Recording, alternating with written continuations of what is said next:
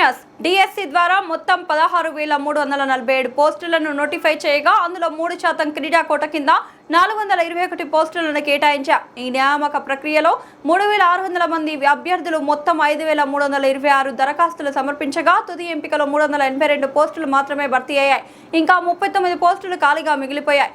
అన్ని పోస్టులు భర్తీ కాకపోవడమే ఎంపికలు పూర్తిగా అర్హత, ప్రాధాన్యత ప్రభుత్వ నిబంధనల ఆధారంగానే నిర్వహించబడినట్లు స్పష్టం చేస్తోంది.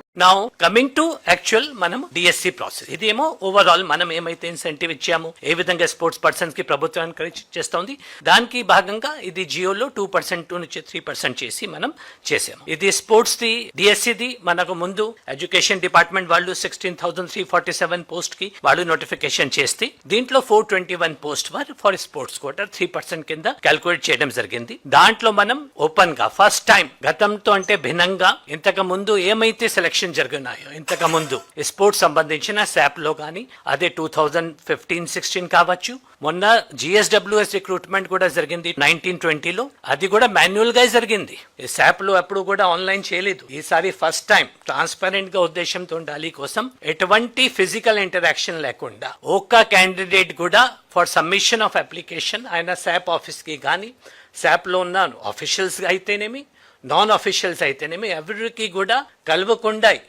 We did not give any opportunity to meet personally physically online ద్వారా అన్ని కూడా అది కూడా సాఫ్ట్వేర్ కూడా ఏమైతే education department software secured software వాళ్ళు చేశారు ఏపీసీఎఫ్ఎస్ అదే software. So that total secured software ద్వారా వాళ్ళు అప్లోడ్ చేశారు. సో ఫస్ట్ టైం ట్రాన్స్పరెంట్ వేలో చేయడం జరిగింది.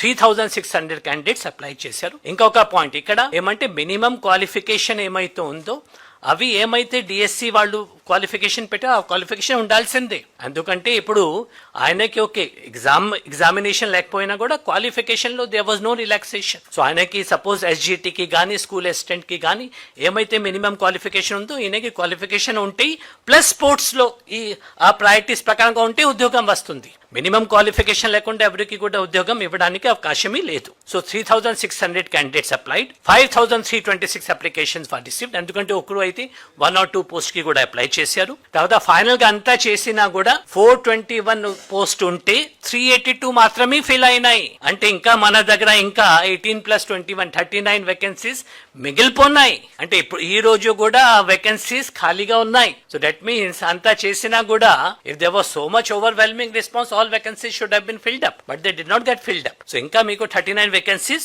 డిపోయినాయి. అండ్ టోటల్ ప్రాసెస్ 112 days లో మనం పూర్తి చేసాము. 1/5 లో నోటిఫికేషన్ ఇస్తే 20th August కి మన ఫైనల్ లిస్ట్ మన ఎడ్యుకేషన్ డిపార్ట్మెంట్ కి ఇవ్వడం జరిగింది.